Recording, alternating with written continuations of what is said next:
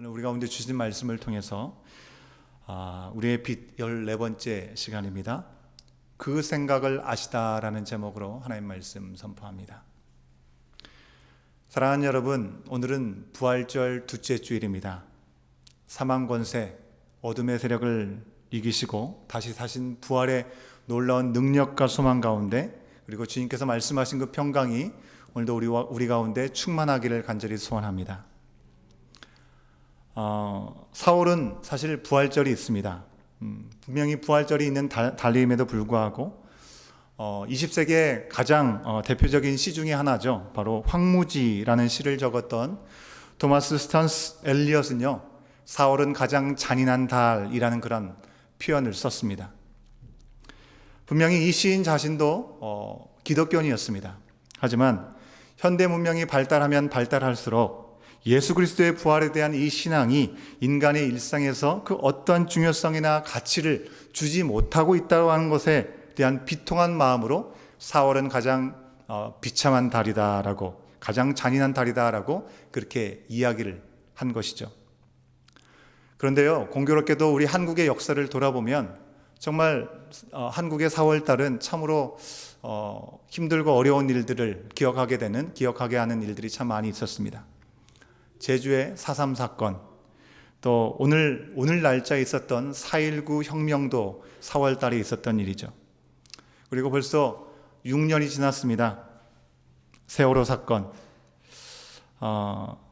정말 그 모든 것들은 죽음의 그림자를 드리운 일들이 아닐 수 없었습니다. 그러기에 이 T.S. 엘리엇의 식구를 지금도 우리가 인용해서 사용하게 되는 것을 보게 됩니다. 4월은 정말 가장 잔인한 달이 아니었나라는 생각을 갖게 됩니다. 여러분, 어쩌면 코로나 바이러스로 인해서 전염병 또 죽음에 대한 위협을 경험하면서 여전히 사회적인 거리를 두고 일상이 어려워진 올해 지금 4월도 잔인한 달이라는 표현이 딱 맞지 않나라는 생각을 우리가 해보게 되는 것이죠. 하지만 사랑하는 여러분, 보이는 것만을 보면서 살지 않고 보이지 않는 영원한 것을 구하며 살아가는 우리들이 되었기 때문에 우리들에게는요, 어떤 상황에도 불구하고 4월은 가장 잔인한 달이 아니라 여러분, 자연을 보면 모든 생명이 움틀고 있지 않습니까? 이 솟아나는 새싹들, 만개하는 꽃들처럼 은혜와 소망의 이 봄이 우리 가운데 허락되어 있는 줄로 믿습니다. 아멘이시죠? 그런 의미에서 이 시간 우리 예배를 드리는 우리 옆에 있는 지체들에게 함께 인사를 한번 나누도록 하겠는데요. 이 자리 옆에 계신 분에게 인사를 함께 하시고, 또 온라인으로 가정에서 자신의 삶의 자리에서 예배를 드리시는 분들 가운데 함께 하시는 가족들이 있으시면, 지인들이 있으시면 함께 이렇게 인사를 한번 나누시면 좋겠습니다. 봄이 왔네요. 자, 옆에 분들한테 한번, 가정 안에서도 봄이 왔네요. 여러분, 어디서 많이 들어본 라임입니까? 혹시 여러분들이 이 봄이 왔네요, 이 내용을 들으면서 이런 멜로디가 생각나신 분도 있으시겠죠? 봄이 왔네요. 이런 가사가 생각나시는 분들도 있겠고, 봄이 왔네요. 이런 노래들도 찬양이 아니고요. 이런 노래도 있더라고요. 만약에 전자를 기억하시는 분이 계시다면 아마도 연식이 꽤 오래되신 분들이라고 생각할 수 있지 않을까라는 생각을 해봅니다. 여러분, 어찌됐든 우리가 서로 봄이 이미 왔음에도 우리의 마음의 봄은 아직 오지 않았다 생각하는 우리의 마음들입니다. 그러기에 우리가 주님께서 이미 부활하시고 우리 가운데 산소망이 되셨기에 이미 우리 가운데 봄이 왔음을 선포하고 그 은혜를 누릴 수 있는 우리의 삶의 자리가 될 수 있기를 간절히 소원합니다.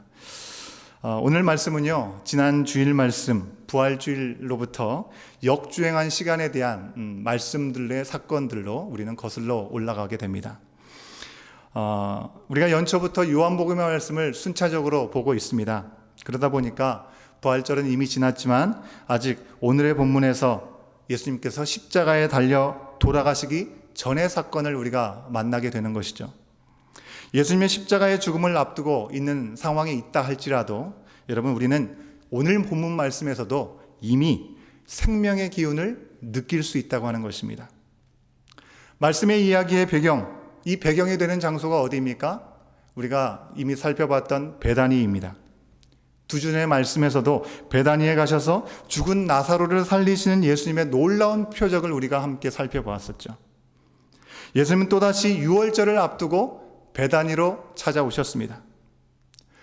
사도 요한은요, 이 예수님께서 가신 이 베다니에 대해서 어떻게 소개하고 있습니까? 1절 말씀에서 이렇게 소개하고 있죠. 죽은 자 가운데서 살아나신 나사로가 있는 곳이다 라고 우리 오늘 말씀에서 우리 가운데 소개해주고 있습니다. 요한복음 11장 대부분과 12장 전반부는요, 공통적으로 같은 지역 베다니에서 일어난 일들에 대한 이야기를 다루고 있습니다. 같은 장소, 같은 사람들이 분명히 등장하고 있는데 불과 며칠 만에 완전히 변화된 상황을 우리는 목도하게 된다는 것입니다. 이 말씀은요, 지금 우리가 글로 읽고 또 귀로 듣고 있지만 여러분 좀 더 감각을 다 동원해서 바로 이해하고 상상을 한번 해볼 수 있으면 참 좋겠습니다. 여러분 시각과 청각뿐만 아니라 여러분 후각과 미각과 또 아니면 촉각, 육감까지도 동원해서 한번 상상의 나래를 펼치면서 함께 이 말씀을 함께 돌아봤으면 좋겠습니다. 베다니는요, 가난한 자의 집, 고통의 집이라는 의미를 갖고 있는 지역이었습니다. 베다니는 이스라엘의 주요 지역이라고 할 수 있는 예루살렘으로부터 불과 3km밖에 떨어지지 않은 가까운 곳이었습니다. 하지만 예루살렘과는 전혀 다른 풍경을 보여주는 동네였다는 것이죠. 이름 그대로 가난한 이들이 모여 사는 지역이었습니다. 그렇게 알려져 있었고요. 또 나병 환자들이 모여 사는 곳이라고 추측하는 이야기들도 있습니다. 오늘 말씀의 평행 구절이라고 할 수 있는, 즉 같은 내용을 다루고 있는 마태복음과 마가복음에도 똑같은 내용들이 나오는데요. 두 군데 모두 같은 사건이 일어난 구체적인 이 장소에 대해서 뭐라고 표현하고 있냐면 베다니 나병 환자 시몬의 집이다라고 이렇게 표현하고 있습니다. 그래서 성경학자들은요, 해석학자들은 바로 나병 환자 이 시몬이 나사로와 마르다, 마리아의 아버지였을 것이다 라고 추정하는 사람들도 있습니다. 여러분, 그러나 이 내용은 성경이 직접적으로 우리 가운데 언급해주고 있지 않기 때문에 우리가 굳이 그것에 대해서 고민할 필요는 없겠습니다. 단지 우리는 신약 성경에 무려 12번이나 언급하면서 나오고 있고 예수님께서 예루살렘에 가시면 반드시 자주 방문하셨던 이 베단이라는 동네가 가난한 자들의 동네였다라는 사실 정도만 우리가 기억하고 있으면 되겠습니다. 마르다와 마리아 자매는요, 예수님을 따르고 의지하는 참으로 귀한 모습을 우리 가운데 보여주고 있습니다. 그 모습을 보면서 바로 그곳에 있는 이들이 단지 환경적으로 가난한 사람들이다, 그것뿐만 아니라 예수님께서 복되다라고 말씀하셨던, 심령이 가난한 자는 복되도다라고 말씀하셨던 심령이 가난한 자들이 바로 이곳에 많이 살고 있었다라는 생각을 우리가 더불어서 해볼 수 있는 것 같습니다. 이제 예수님께서 다시 방문하신 이 베다니는요, 전과 너무나 다르게 극명하게 다른 모습들을 우리가 확인할 수 있게 되는데요. 어떻게 다른지를 우리가 함께 살펴보기를 원합니다. 첫 번째로는요, 이 베다니에 어떤 일이 있었습니까? 애곡함이, 애통하는 일이, 통곡 소리가 넘쳐나던 곳이었습니다. 그 땅이 지금은 이 기쁨의 잔치가 베풀어져서 사람들에게 기쁨의 소식들이 들려지는 그런 상황이 되었다는 것입니다. 나사로의 장례가 있었기 때문에 그랬죠. 나사로의 장례가 있었던 그곳에 이제 예수님께서 오셨을 때 잔치가 벌어지게 된 것입니다. 불과 얼마 전까지만 하더라도 죽음의 그늘과 애통함 가운데 머물러 있었던 그 땅이었는데요. 예수님께서 오셔서 나사로를 소생시키신 다음에 이제 그곳은 잔치가 벌어지는 곳이 되고 말았습니다. 여러분, 귀를 열고 청각을 사용해서 상상 한번 해보십시오. 얼마 전에 베다니에 예수님이 가신 그날에 나사로가 죽은 지 며칠이 되었다고 했습니까? 4일이 되었다고 했습니다. 4일이 된 것은 더 이상 인간적인 소망을 가져볼 수 없는, 이제는 정말 끝이다라고 생각할 수밖에 없는 순간이었다고 하는 것이죠. 그랬기에 가족들과 나사로를 알았던 지인들은요, 애곡하고 있었던 시간이었습니다. 그들의 울음소리, 회한의 한숨소리를 여러분 들으실 수 있겠습니까? 하지만 나사로가 다시 살아난 후에, 예수님께서 다시 그곳에 방문하신 후에는 그곳에서는 웃음소리가 들려왔습니다. 그리고 기쁨의 말소리들이 여기저기서 들려오는 소리를 우리는 들을 수 있는 것이죠. 바로 예수님께서 오시고 예수님께서 어떤 분이신지를 깨닫게 되었을 때 바로 그곳에는 기쁨의 환호성이 일어나게 된다고 하는 것입니다. 두 번째로요, 그곳에 있는 사람들은요, 자기가 있어야 될 곳으로 돌아가게 됩니다. 여러분, 이번에는 영화를 본다고 생각하는 것처럼 우리 시각을 활용해서 한번 상상해 보시면 좋겠습니다. 얼마 전에 예수님께서 오셨을 때 마르다는 어디 있었습니까? 여러분, 우리가 알기로 마르다는 아주 열심히 특심했던 사람이었습니다. 그리고 든든한 일꾼이라고 얘기할 수 있는 사람이었습니다. 예수님께서 오시면 먹을 것을 대접하느라 그는 예수님을 맞으러 가기보다는 부엌으로 향해 달려갔던 사람이었습니다. 분주하게 예수님을 맞이하고 예수님께 귀한 것을 대접하기 위한 열심을 내었던 사람이 바로 마르다였습니다. 그리고 오늘 말씀에서도 2절에서 얘기하고 있죠. 마르다는 일을 하고 있다라고 표현하고 있음을 우리가 보게 됩니다. 잔치를 위해서 수고롭게 분주하게 일하는 마르다의 모습, 우리 눈에 아른거린다고 생각할 수 있을 것 같습니다.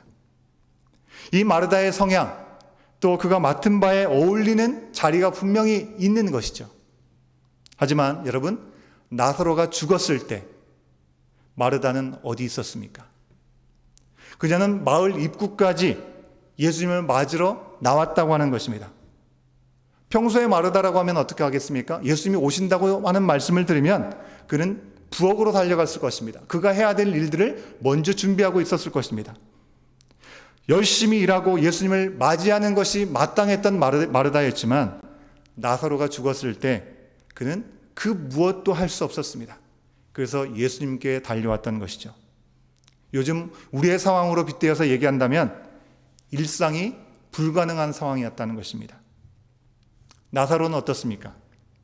나사로의 말로 절대 있어서는 안 될 자리에 있었던 것이죠. 그는 죽어서 무덤에 머물러 있었기 때문에 그렇습니다. 가족과 그를 사랑하는 사람들의 마음은요, 비통해서 이렇게 말을 했을 것입니다. 나사로야, 네가 어찌하여 거기 있냐? 거기 있으면 안 된다라고 애통하는 마음을 가지고 목 놓아서 외쳤을 것입니다. 그러나 예수님께서 그를 다시 살리신 후에 지금 그는 베풀게 되었고요, 예수님과 함께 앉아있다라고 오늘 말씀은 말씀해주고 있습니다. 성경에서 앉아있다라고 말씀하고 있죠. 하지만 정확히 말하면요, 당시의 팔레스타인의 풍습대로 기대어서 누워서 함께 먹고 대화하고 있는 모습을 우리는 생각해 볼 수 있습니다. 여러분, 얼마나 큰 반전입니까? 무덤에 누워 있었던 그가 바로 이제 예수님 곁에 누워서 함께 먹고 대화하고 있다는 사실 자체를 상상할 수도 없었던 모습이었습니다. 여러분, 예수님께서 오시면 이런 반전이 가능하다는 것입니다. 더 이상 죽음의 자리에 있을 필요도 없고요, 아무것도 할 수 없는 채 머물러 있는 모습이 아니라 일상의 자리에서 기쁨과 감사를 누릴 수 있게 된다고 하는 것입니다. 그날 나사로와 그 잔치에 있는 이들이 여러분 먹던 음식, 그들의 음식은 어땠을까요? 예수님께서 오셔서 잔치를 배설하고 놀라운 은혜와 기쁨을 나누게 되었을 때 그 잔치에 버려진 음식은 정말 꿀맛이었을 것입니다. 감칠맛이 더해졌을 것이라고 생각할 수 있습니다. 여러분, 세 번째로 이제 그곳에는요, 죽음의 냄새 대신에 아주 진한 향기가 가득 퍼지고 있는 모습을 우리는 생각해 볼 수 있습니다. 여러분, 이번에는 후각을 동원해서 한번 상상해 보세요. 나사로가 죽었을 때 베다니 나사로의 주변 무덤 주변에는요, 어떤 냄새가 났습니까? 나사로의 시신이 부패하기 시작하게 된 것이죠. 악취가 났습니다. 여러분, 혹시 시신의 냄새를 맡아보신 경험이 혹시 있으십니까? 전쟁을 경험하고 또 가난의 극심한 어려움들을 경험했던 우리 교회 어르신들은 그런 경험이 있으실지도 모르겠습니다. 하지만 솔직히 저로서는 좀 상상하기도 어려운 그런 부분입니다. 저 같은 부분들이 많이 계실 것 같아서 하나의 예를 말씀드리고자 합니다. 작년 꼭 이맘때 부활절에 있었던 실화인데요. 저희 집 거라지에 들어가기만 하면 왠지 알지 못하는 악취가 진동하는 때가 있었습니다.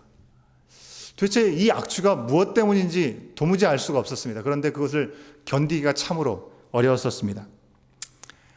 주일 예배인 이 시간에 말씀드리기 좀 죄송하지만 제가 예전에 사역했던 다른 지역에서 교회 안에 있는 사택에 머물 때가 있었는데요. 그 당시에 바로 집 옆에 아파트가 기초공사로부터 공사를 하기 시작하게 되었고, 교회 안에서는 방역을 했던 때문이었는지 여기저기 숨어있던 쥐들의 습격을 저희가 한 몸에 받게 되었습니다. 그래서 혹시 쥐가 들어와가지고 혹시 죽은 거 아닌가라는 그런 생각을 한편으로 하게 됐던 것이죠. 그런데요, 어렵지 않게 그 냄새의 근원을 알아차리게 되었습니다. 그것은 바로 다름이 아니라 제가 이름은 절대로 밝힐 수가 없습니다. 그런데 부활절을 맞이해서 우리 사랑하는 자녀들에게 터키를 맛깔나게 구워서 이렇게 나누려고 이 소금물에 대형 터키를 잘 담가 놓았다가 바쁜 부활절의 일정 때문에 이 터키를 담가 놓은 것을 완전히 잊어버린 거죠. 완전히 잃어버렸습니다. 그 어떤 분의 공으로 소금물에서 장렬하게 썩어가던 칠면조의 냄새였었습니다. 여러분, 제가 이 시간에 강단에서 누구를 흉보려고 말씀드리는 건 아니고요. 집에서 다들 터키 한 마리 정도 모두 깜빡 잊고 썩혀 보신 적 있으시잖아요. 그렇지 않으신가요? 예. 여러분, 음식이 상해도 참을 수 없는 냄새를 우리가 경험하게 되는데, 나사로의 시신으로 인해서 그곳에 얼마나 끔찍한 죽음의 냄새가 진동했을지 여러분 한번 상상해 보시면 그 상상이 어렵지 않을 것입니다. 한번 그것을 생각해 보시라고 제가 예를 들어서 말씀을 드린 겁니다. 그런데 이제 예수님이 오셔서 나사로를 살리심으로 하나님의 영광을 다 드러내신 후에 베다니에는요, 순전한 나드 향기가 진동하게 되었습니다. 온 집안에 향기가 가득했다라고 성경은 증거하고 있습니다. 마리아가 지극히 비싼 향유를 아낌없이 예수님의 발에 부어드리고 자기의 머리털로 그 발을 닦았기 때문이었죠. 3절 말씀 한 구절에 나오는 몇 가지 표현을 통해서 예수님을 향해 자신의 최선을 다해서 드리는 마리아의 모습을 우리는 만날 수 있습니다. 3절 말씀입니다. 마리아는 지극히 비싼 향유 곧 순전한 나드 한 근을 가져다가 예수의 발에 붓고 자기 머리털로 그의 발을 닦으니 향유 냄새가 집에 가득하더라 라고 성경 말씀은 기억하고 있습니다.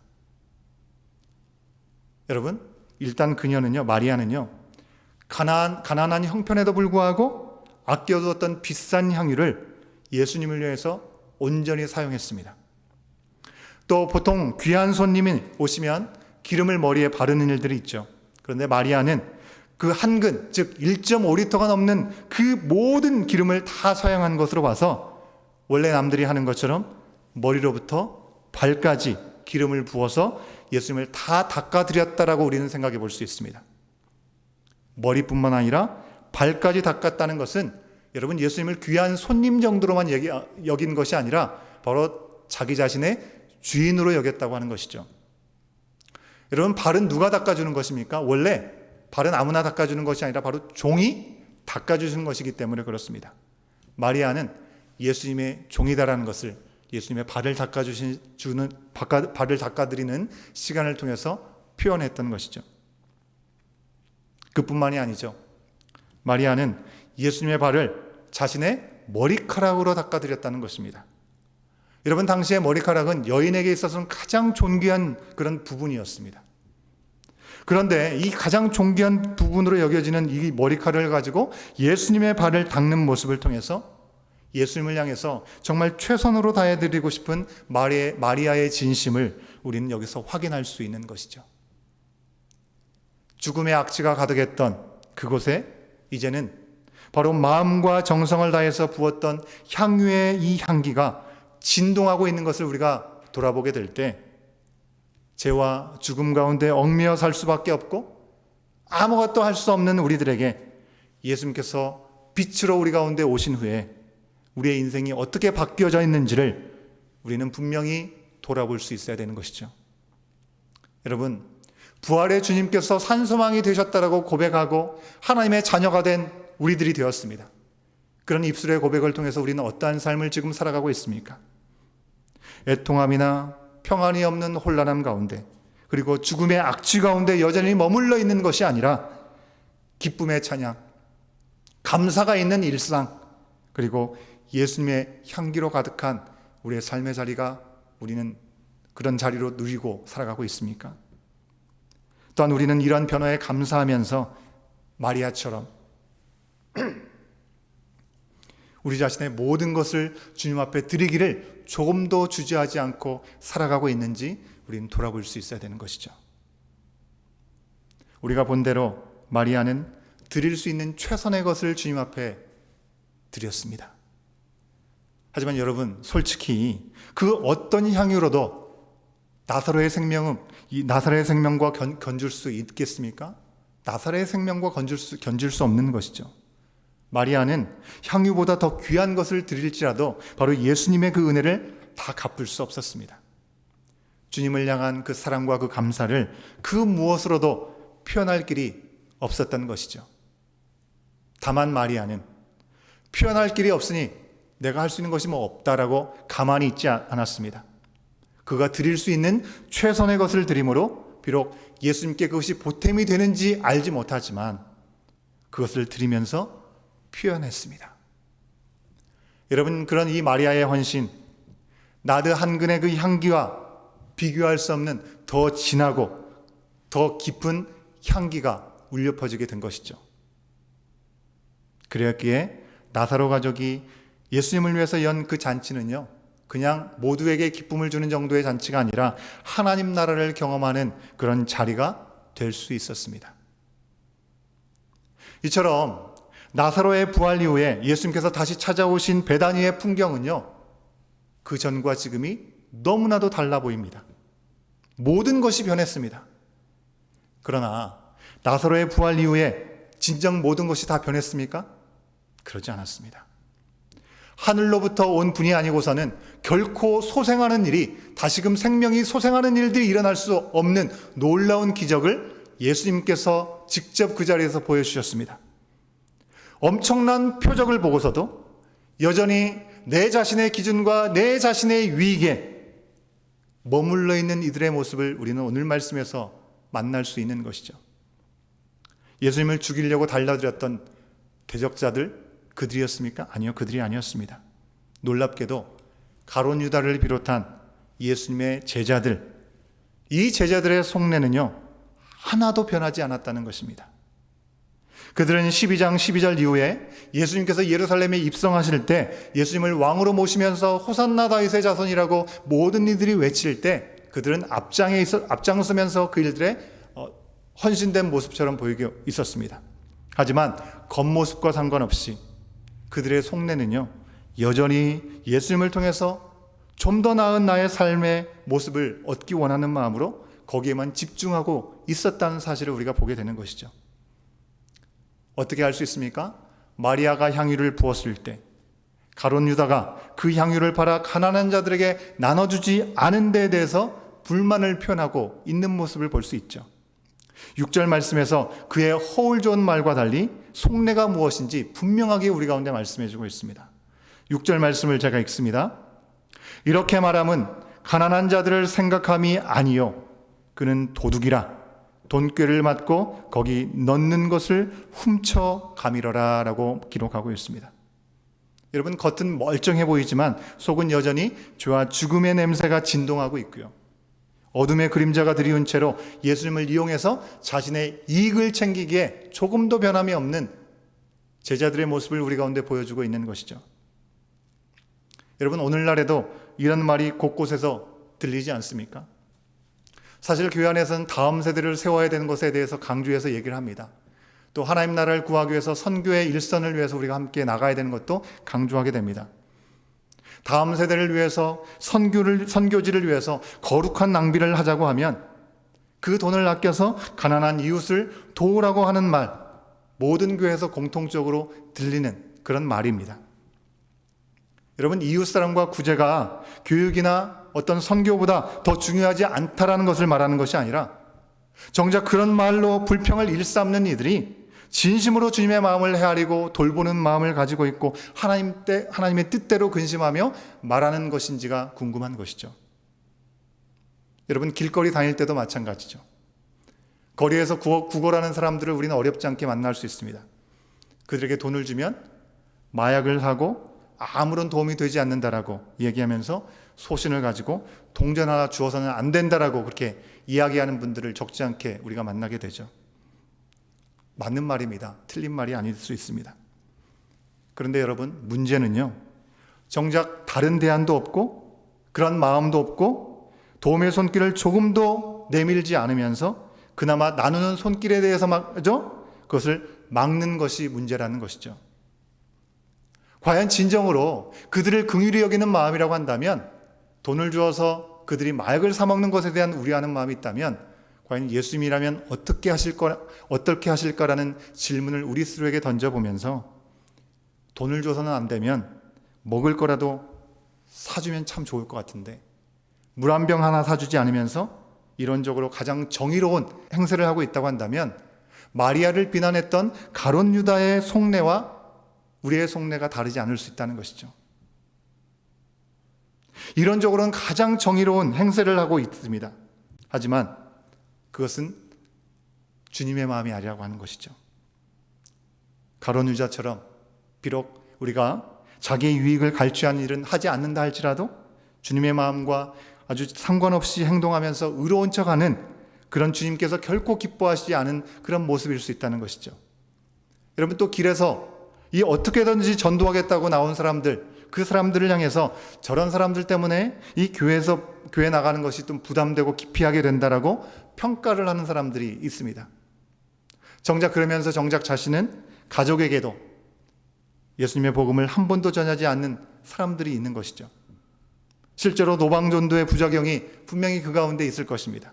하지만 이웃과 선교지에 전도 한 번, 기도 한 번 하지 않고 그나마 예수님 만난 그 감격을 전하지 않고서는 견딜 수 없어서 나온 이들의 방법이 문제라고만 우리가 문제 삼는다면 참으로 아쉬운 일일 것입니다.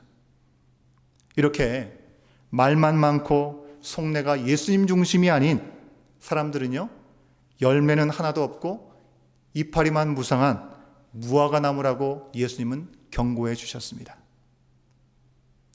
사랑하는 여러분, 우리는 나사로의 부활이 아니라 예수님의 부활 이후에도 여전히 예수님을 통해서 내 자신이 인정을 받고 내 자신이 칭찬을 받고 내 자신이 관심을 갖고 있는 것, 그리고 내 자신이 유익을 얻고 영광을 취하는 것, 아니 그 정도가 아니더라도요, 적어도 내 자신만을 위해서 살고자 하는 것, 정작 예수님의 말씀하신 그 관심에는 조금의 관심도 초점도 없는 경우들 우리 가운데 있지 않습니까?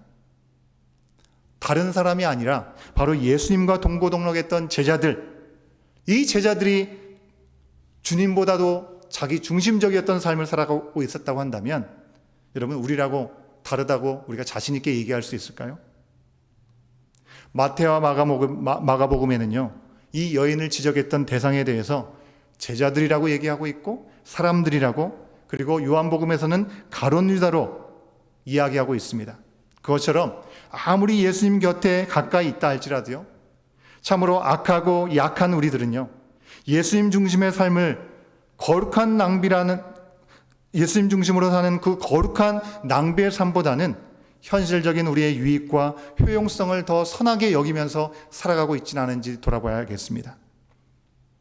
그러나 우리 예수님은 그런 우리들에게 말씀하셨습니다.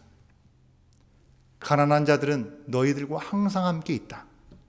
너희가 마음만 먹고 손만 내밀면 얼마든지 도울 수 있다. 그러나 나를 중심으로 먼저 그의 나라와 그의 의를 구하고 살아가지 않는 한 너희는 결국 번듯한 말만 남긴 채 네 중심으로 살아갈 뿐이다 라고 오늘 말씀에서 우리 가운데 말씀하여 주고 있습니다. 사랑하는 여러분, 부활의 주님이 우리 가운데 오셨습니다. 베다니에서 일어났던 일, 그 일들은요, 부활의 주님 안에서 오늘 우리 가운데서도 경험할 수 있는 현실이 될 수 있습니다. 요한계시록 21장 4절 말씀에 이렇게 기록하고 있죠. 모든 눈물을 그 눈에서 닦아주시니 다시는 사망이 없고 애통하는 것이나 곡하는 것이나 아픈 것이 다시 있지 아니하리니 처음 것들이 다 지나갔음이러라. 여러분, 이 말씀에 나오는 새하늘과 새 땅의 약속은 이미 이 땅에서 주님과 동행하는 삶을 살아간다면 우리 또한 지금 누릴 수 있는 말씀이라고 하는 것입니다. 이제 부활의 주님의 생명을 허락받은 우리들 가운데 필요한 것이 무엇이겠습니까? 진정 우리의 삶 가운데 필요한 것은 그럴듯한 어떤 명분과 어떤 체면이 아니고요, 진심 어린 감사와 은혜를 아는, 그 은혜를 아는 것으로부터 발현되는 헌신이라고 하는 것입니다. 경건한 척, 또 거룩한 척, 그것이 아니라요, 진심으로 마음에 기쁨이 있고 감사가 있고 향기가 있는 생명력 있는 삶을 말씀하는 것입니다. 우리 주님은 우리의 생각을 다 아십니다. 우리가 미처 알지도 못했던 그 어둠을 빛으로 바꿔주시고 또 썩은 악취가 나는 이 땅 가운데 향기로 바꿔주시는, 우리를 변화시켜 주신 그 주님께서는 우리 스스로 거룩해 보려고 하는 그 모든 어떤 애씀이나 그 노력을 원하시는 것이 아니라 그 주님의 은혜를 기억하고 감사하고 응답하는 소소한 일상을 우리 주님은 기뻐하시고 그 속에서 그리스도의 향기를, 생명을 드러내기 원하신다는 것입니다. 사랑하는 여러분, 부활의 주님께서 우리의 두려움과 우리의 불확실한 그 모든 돌문들을 깨트려 주셨습니다. 그리고 생명과 향기를 주셨음을 우리가 이 시간 분명히 다시 한번 기억하고, 평범하지 않은 일상을 지금도 우리는 살아갈 수밖에 없지만 오직 주님만으로 항상 기뻐하고 쉬지 말고 기도하고 범사에 감사하는 부활의 일상을 살아가는 우리의 모습이 되어야 될 줄로 믿습니다. 지금 우리의 상황이 불안정할지라도 주어진 그 자리에서 우리가 가진 최선을 드리면서 우리가 매 순간을 살아가게 될 때 살아계신 하나님을 우리 스스로뿐만 아니라 내 자신뿐만 아니라 나를 아는 모든 사람들이 경험하게 될 줄로 믿습니다. 살아계신 그 주님 안에서 평안을 누리는 저와 여러분, 우리 모두가 될 수 있기를 간절히 소원합니다. 이 시간 우리 함께 잠깐 기도하겠습니다. 여러분, 나를 죽음에서 살리신 예수님을 위해서 내가 드릴 수 있는 나에게 가장 가치 있고 소중한 것은 과연 무엇입니까? 우리는 마리아처럼 조금의 주저함 없이 주님을 향해서 드릴 준비가 되어 있습니까? 예수님께 나의 시간과 나의 소유와 나의 재능, 삶을 드리지 않으면서 그럴듯하게 우리가 대고 있는 핑계는 과연 없습니까?